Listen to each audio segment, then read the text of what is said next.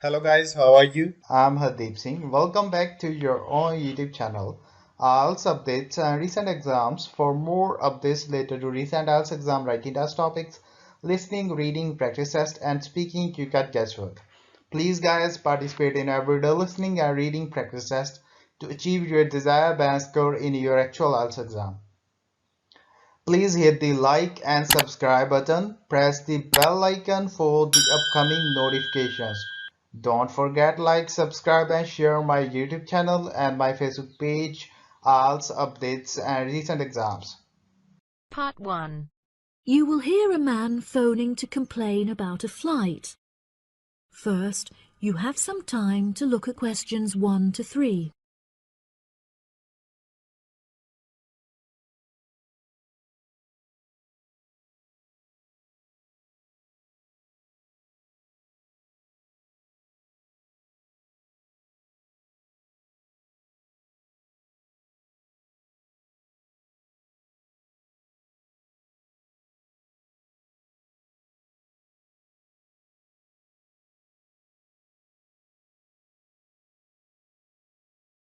Hello, you have reached the complaints department. How can I help you? Yes, hello there. I am phoning to make a complaint regarding a flight that I took with you recently. Okay. There are some details I will need to take from you first. May I have your name, please? Jack Dawson. That's D-A-W-S-O-N. And your address? It's 33 Hillcrest Road. That's Hillcrest.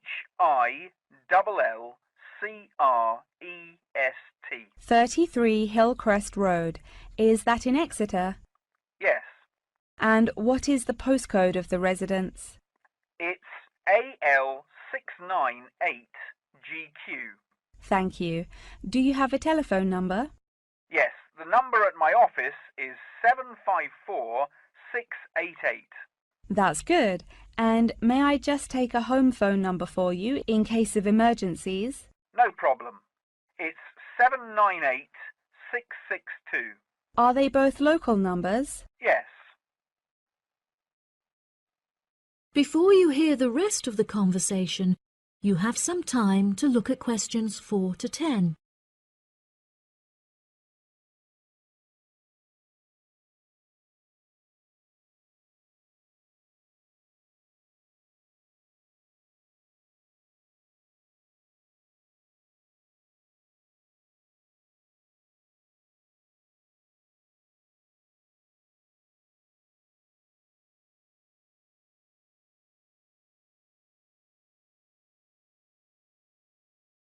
Now listen and answer questions 4 to 10. Okay, great. Thank you for your patience. Now, what is the nature of your complaint? I'm phoning to complain about a flight I took recently. I always take certain measures to ensure that I will be comfortable.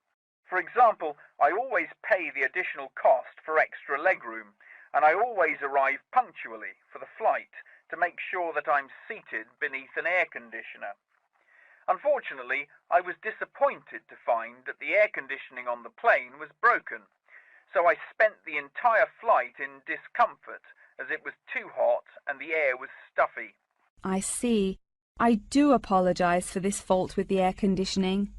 Now, while I have you on the phone, would you mind answering a short questionnaire regarding your recent flight? Sure. Okay, let's get started. What did you think of the food that was served to you during the flight? I thought that it was inexpensive and quite delicious. However, I was still very hungry afterwards, as it was a very small portion and more of a snack. Providing a snack for lunch is not reasonable. Okay, I have noted that down. What was your opinion of the quality of service that you received from our staff on board? The staff was very helpful, but each time I pressed the button to request service, it took a long time for a staff member to arrive. I found this frustrating, as there just weren't enough staff on board the flight to be able to serve all the customers. Okay, that's great. Thank you very much for answering those questions. Are there any other parts of your travel experience that you would like to comment on? Yep. The process of moving through security was very quick, and help to make my travel experience stress-free. Okay. Do you have any extra comments on the services you received during the flight? Yes, I thought that the seats were very uncomfortable and looked very old.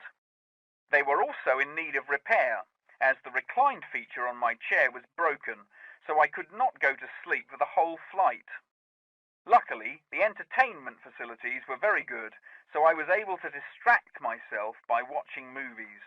Thank you so much for taking the time to answer all of my questions. We would like to offer you some gifts as a goodwill gesture, with a 20% discount on the cost of your hotel stay. We also appreciate that international calls to your home country can be expensive, and we are sure that you would like to keep your family updated on your travels. So please accept a phone card which has a credit of £20. Oh, that's really great. Thank you so much for the gifts. No problem. We look forward to having you travel with us again soon. Have a fantastic vacation. Thanks. Bye. That is the end of part 1. You now have half a minute to check your answers.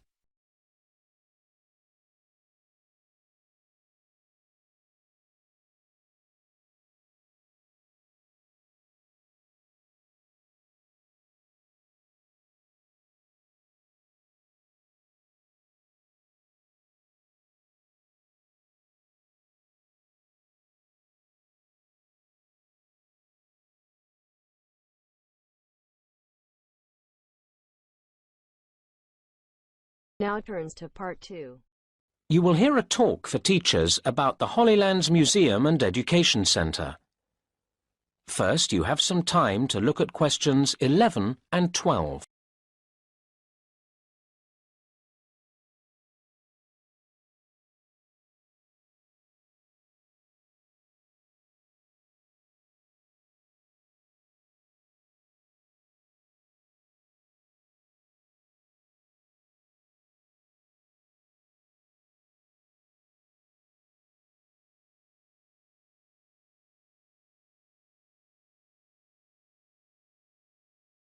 Now listen to the first part of the talk and answer questions 11 and 12. It's nice to see so many of you here. I'm going to tell you something about Holylands, our facilities and activities, and the exhibitions we have coming up. I hope you'll find it interesting and bring your pupils along. For most of what we have to offer here, you can just turn up with your party. I'm pleased to say that recent work has meant that the whole centre is prepared for blind visitors. There are a couple of activities where we ask you to book a week in advance. We only have artists that you can watch painting at certain times, so we need notice of your coming for that. The other activity, requiring at least 7 days' notice, is the drama workshop. Again, it's a question of organising the staff at this end. But the video you work yourself, and so that's available any time. Another activity where you need to think ahead is the garden sculpture experience, but that's a question of the weather, which of course we can't control. Speaking of weather, we run a reduced range of facilities in the winter months. While the cafe and the shop provide welcome shelter from the cold and rain, I'm afraid our artist in residence scheme isn't run in the winter, so the studio is closed then. And the animals in the mini-zoo are kept indoors for warmth during the cold months, so that doesn't operate either. The adventure playground does, though make sure the children are wrapped up well. Now you have some time to look at questions 13 to 17.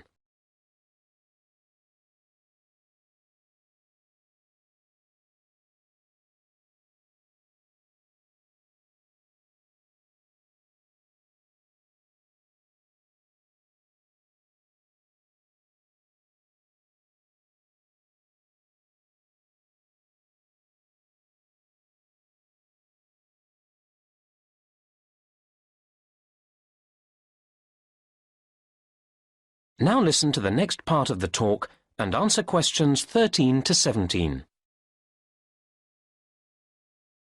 OK, now we run a programme of exhibitions through the year, so I'll tell you about the next few.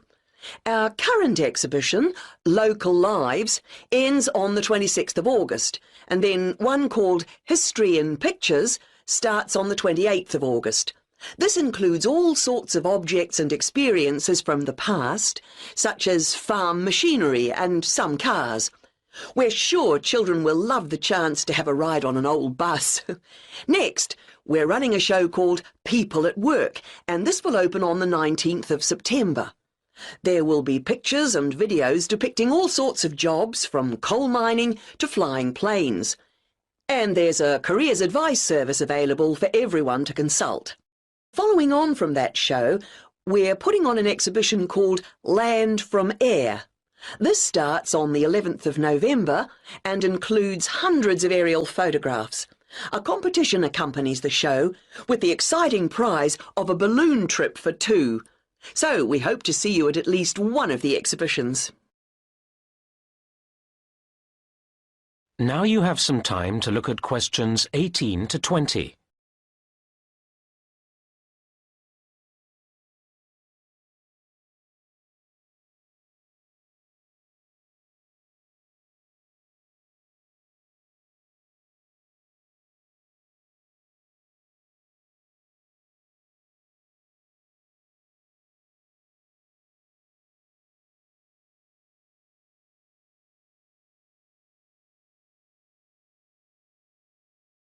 Now listen to the rest of the talk and answer questions 18 to 20.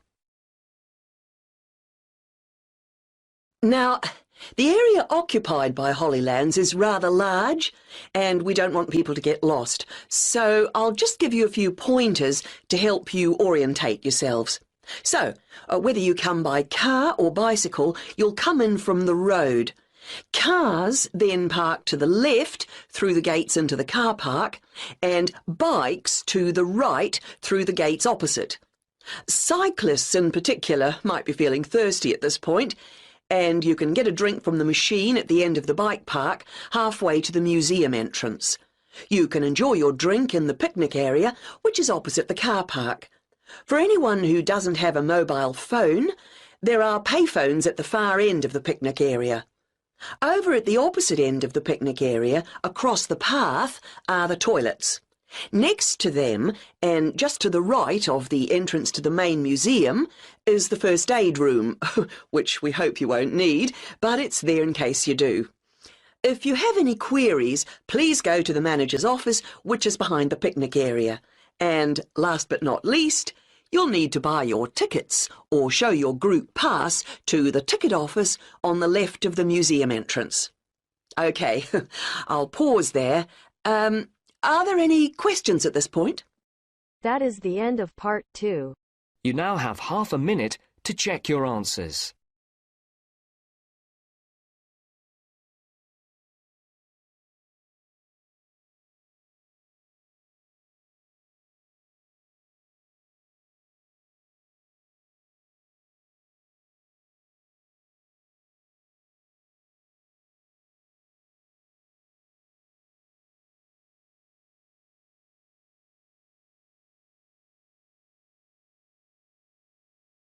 Now turns to part 3. You will hear a student and her teacher discussing the student's essay. First, you have some time to look at questions 21 to 25.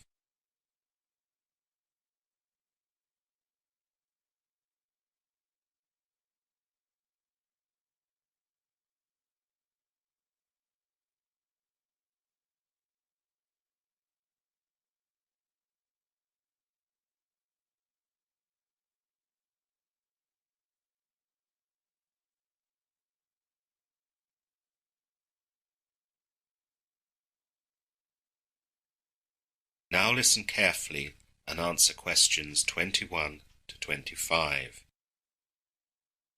Hi there, Dr. Masters. Do you have some time to speak to me about my essay? Hi, Kate. Yes, I've got time right now. Sit down. Thank you.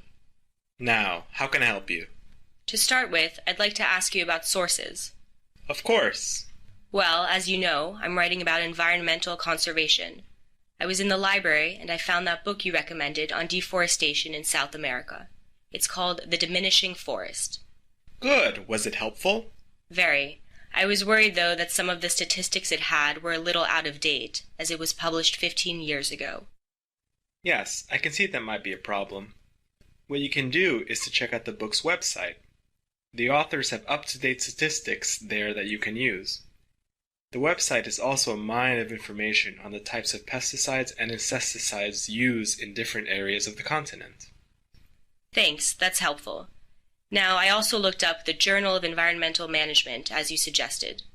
The trouble there was that there is an issue every month, and they don't often discuss South America. I've gone through some editions, but it hasn't been very useful so far. I see. Well, I know that publication very well.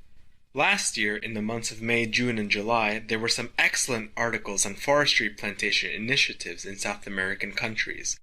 Look at those editions and I'm sure you'll find something of use. Okay, thanks.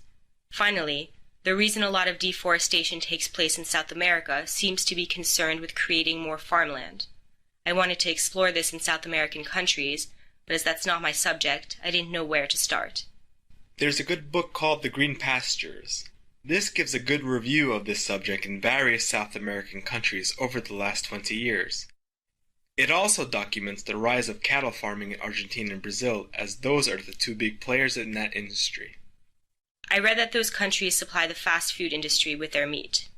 Yes, they can produce it at a much reduced price per kilogram compared to the US, and so that industry has really thrived recently.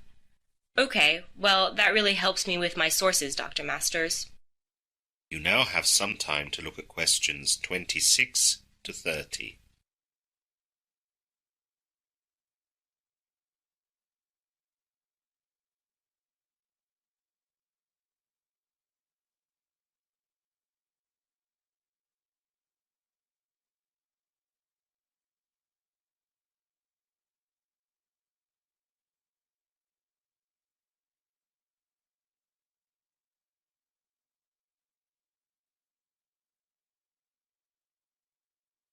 Now listen to the rest of the discussion and answer questions 26 to 30.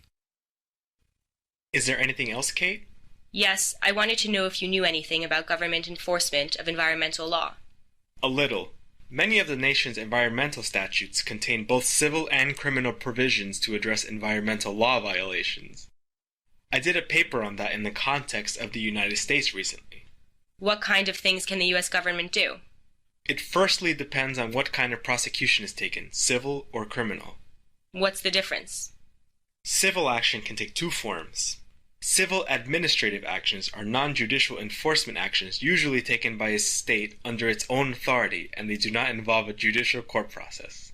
These actions can be a notice of violation or an order directing an individual, a business, or other entity to take action to come into compliance, or to clean up a site. The order can be with or without penalties. What's the other form of civil action? They are civil judicial actions. They are formal lawsuits that are filed in court against persons or entities that have failed to comply with statutory or regulatory requirements, failed to comply with an administrative order, failed to pay the costs for cleaning up a polluted site, or failed to commit to doing the cleanup work. These cases are not filed by the relevant state, but by the U.S. Department of Justice, which does it for them. And what about criminal actions in the U.S.? They are much rarer. Criminal actions are usually reserved for the worst violations, and those that are willful or knowingly committed. A court conviction can result in fines or imprisonment. What are the civil penalties like? They are determined by the severity of the crime. Civil penalties are monetary assessments imposed on a person or regulated entity due to a violation or non-compliance. Penalties represent an incentive for coming into compliance and staying in compliance with the environmental statutes and regulations. Penalties are also designed to recoup the economic benefit of non-compliance and to compensate for the seriousness of the violation. That's great, Dr. Masters. That helps a lot. You're welcome. I know that wasn't much to do with South America. That's okay. A lot of the countries there have based their judicial systems regarding the environment on the U.S. model. That is the end of part 3. You now have half a minute to check your answers.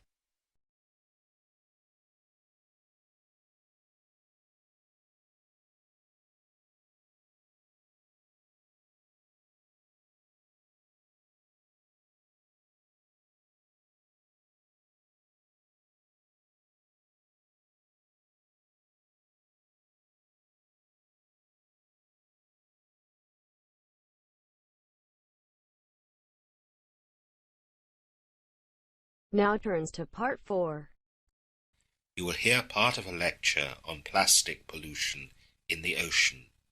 First, you have some time to look at questions 31 to 40.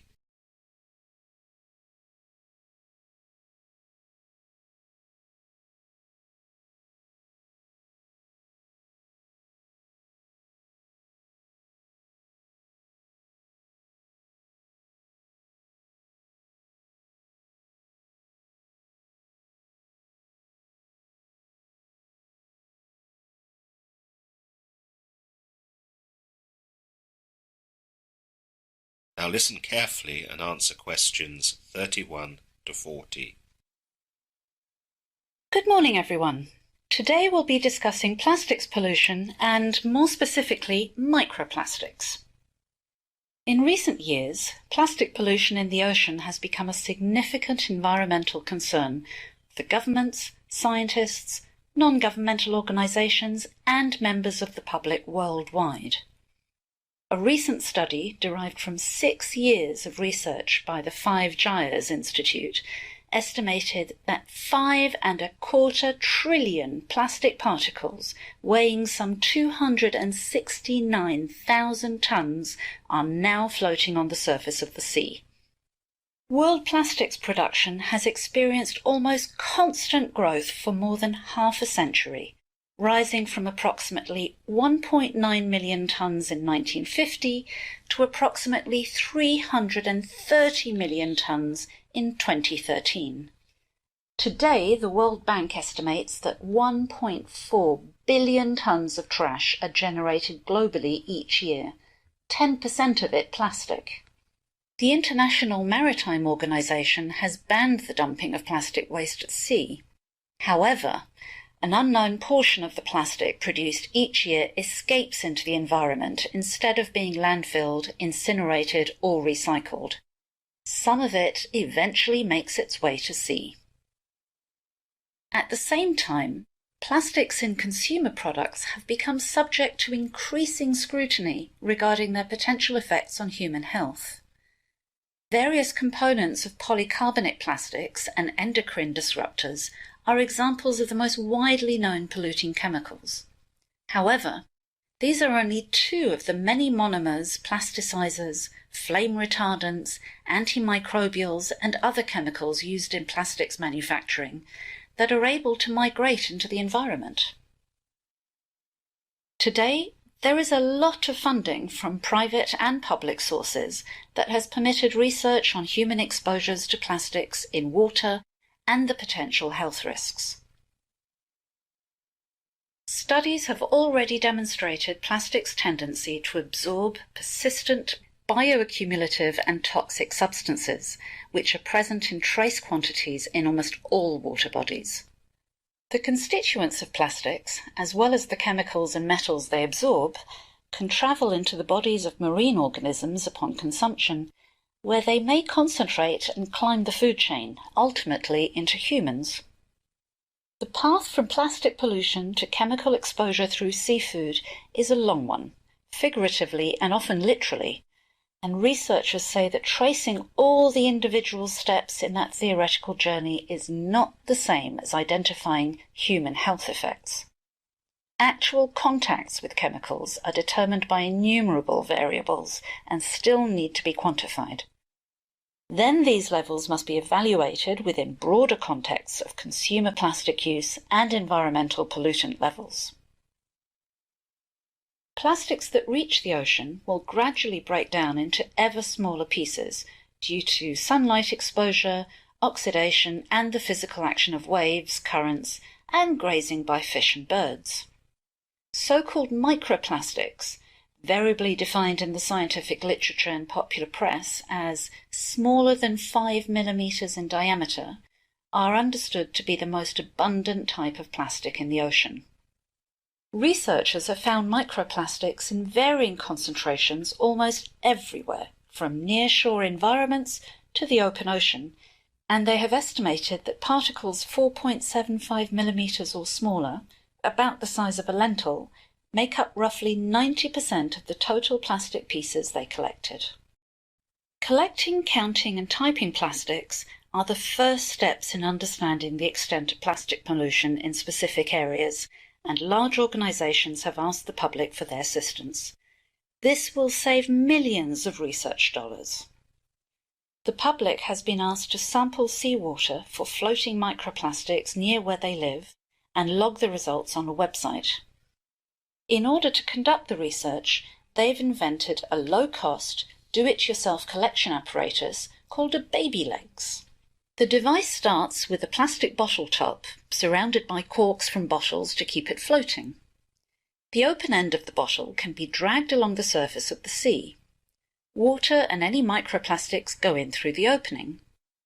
Behind the water bottle top, a pair of baby's tights is attached. The seawater will flow through the material, but any microplastics will be stopped. Of course, it's not only the sea that can be sampled. A baby legs can be used equally effectively to capture small plastics that tend to float on the surface of oceans, lakes and rivers. The tights should be of a very bright colour to help recognise the contamination in the samples. That is the end of part 4. You now have half a minute to check your answers.